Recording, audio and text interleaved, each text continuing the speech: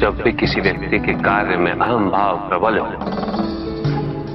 तो अहंकार व्यक्ति जैसा भी हो उसे अस्तित्व केवल वैसा ही प्राप्त होता है। व्यक्ति यदि अपने कर्मों के लिए अपने को उत्तरदायी समझे तो वो स्वतंत्र था।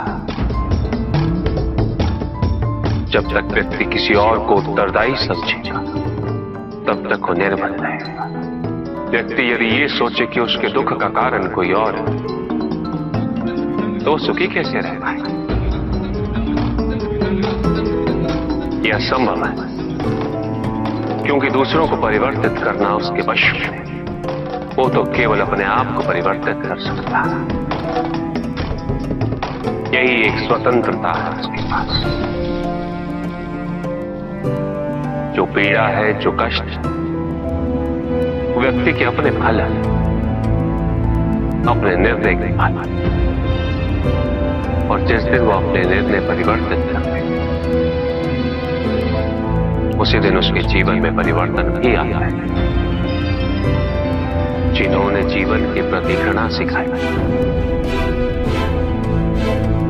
उन सभी व्यक्तियों ने पृथ्वी को नर्क बनाने में अपना योगदान दिया। इसलिए अधिकांश व्यक्ति अपने दोष, अपनी त्रुटियां और अपनी व्यर्थता को जीवन भर आरोपित कर मुक्त हो जाते हैं। उन्हें लगता है कि जीवन ऐसा ही होता है और उसके समक्ष वो विवश है। वो ये नहीं समझते कि वो जिन प्रवृत्तियों को लिए वो प्रवृत्तियां दुख को जन्म देने वाली वृत्तियां हैं। वो अपनी अज्ञानता के गहराई से अनभिज्ञ है और वो अपने अहंकार में ये स्वीकार नहीं कर पाते कि वो तो कुछ जानते हैं। अहंकार सर्वज्ञता का भ्रम उत्पन्न करता है। न जानने की स्वीकृति बहुत बड़ी विनम्रता है और वही पवित्रता भी है। हमें संसार में संतुलन को बनाए रखने पवित्रता के आधिक्य क्या व्यक्ति अपने को खो दे समझती है। व्यक्ति अपने को समर्पित कर छोड़ दे अहंकार को तो भ्रम की इच्छा ही पूर्ण होती है और अभी भी वही फलित हो रही है।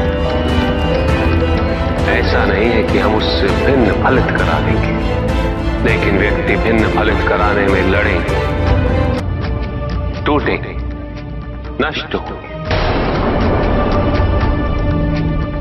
एक नदी में एक बार बाढ़ आ गई पुत्र। दो छोटे से तृण उसमें बह रहे थे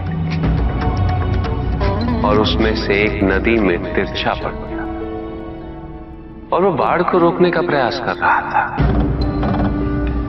वो अत्यंत ऊंचे स्वर में कह रहा था कि नदी को आगे नहीं बढ़ने देगा। यद्यपि नदी तो बस बढ़ती ही जा रही थी। वो फिर ऊंचे स्वर में यही कह रहा था कि मैं इसे अवश्य रोकूंगा, यद्यपि रोक नहीं पा रहा था। नदी को तो उसके संघर्ष का कुछ भी पता नहीं चल रहा था, किंतु नदी को उसके होने या ना होने से क्या अंतर? उस कण के लिए तो यह अत्यंत महत्वपूर्ण था। उसका जीवन तो संकट में था। वो तो बस बहे जा रहा था। वो जहां भी पहुंचता, किंतु उसे पहुंचना तो संघर्ष करके ही था। किंतु ये बीच का क्षण, ये बीच का काल दुख, पीड़ा, द्वंद्वता का काल है। वहीं दूसरी ओर जो दूसरा तृण था उसने अपने को समर्पित कर दिया। वो तो नदी में सीधा पड़ा हुआ था। नदी के प्रवाह के साथ साथ बहता जा रहा था और उसे ऐसा प्रतीत हो रहा था जैसे कि वो नदी को दिशा दे रहा। उसे प्रवाहित होने में सहायता कर रहा। वो तो ये निश्चय कर बैठा था कि नदी को समुद्र तक पहुंचाकर ही रहेगा, किंतु नदी को उसकी उपस्थिति का भी आभास नहीं था। नदी पर उन दोनों के होने या ना होने का कोई प्रभाव नहीं था। नदी तो बस बहे जा रही थी। ब्रह्म की इच्छा को जाना नहीं जा सकता, किंतु ब्रह्म के साथ एक अवश्य हुआ जा सकता, और तब व्यक्ति की अपनी इच्छा तो खो ही जाती, केवल उसकी इच्छा ही शेष रह जाती। युद्ध किसी व्यक्ति से नहीं गणेश, मानसिकता से होता। युद्ध में संघर्ष अच्छाई या बुराई का नहीं होता, सभी में अच्छाई है और बुराई भी है पुत्र। युद्ध तो विचारधाराओं का होता है। व्यक्ति अपने पराक्रम पर, अपनी क्षमता पर विश्वास कर युद्ध करता है, और जब उस विश्वास को क्षति पहुंचती तो सब कुछ निरर्थक प्रतीत होने लगता। विनाश उसका मूल स्वभाव है। संगीत से यह प्रक्रिया और भी प्रबल होती, किंतु विनाश किसका? प्रश्न ये है।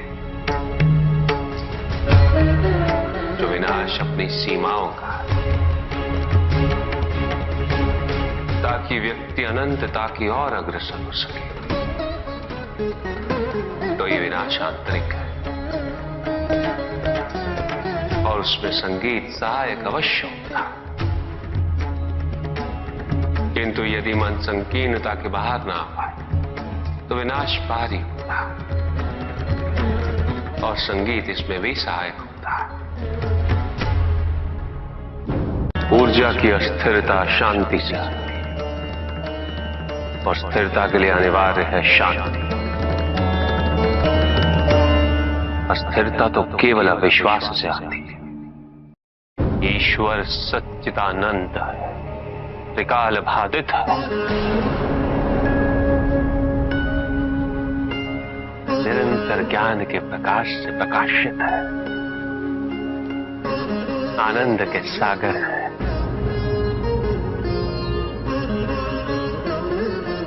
ईश्वर ही सृष्टि के परम तत्व है, निरंजन है, निर्विकार है, निर्गुण और निराकार है, साथ ही सगुण और साकार भी है। और वही संसार के सृजन करता, वही संहार करता भी है। सर्वव्यापी, सर्व अंतर्यामी,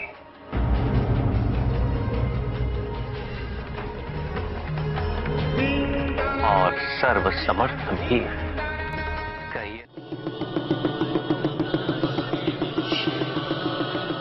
जहां न अमृत, न विष, न सुख, न दुख, न स्वर्ग, न नरक, वही परम आनंद है। उसी परम आनंद तक की यात्रा है तुम्हारी। ये यात्रा आनंद के सानिध्य की है, ये यात्रा सानिध्य के आनंद की है, और इस यात्रा में मैं प्रतिपल तुम्हारे साथ हूं।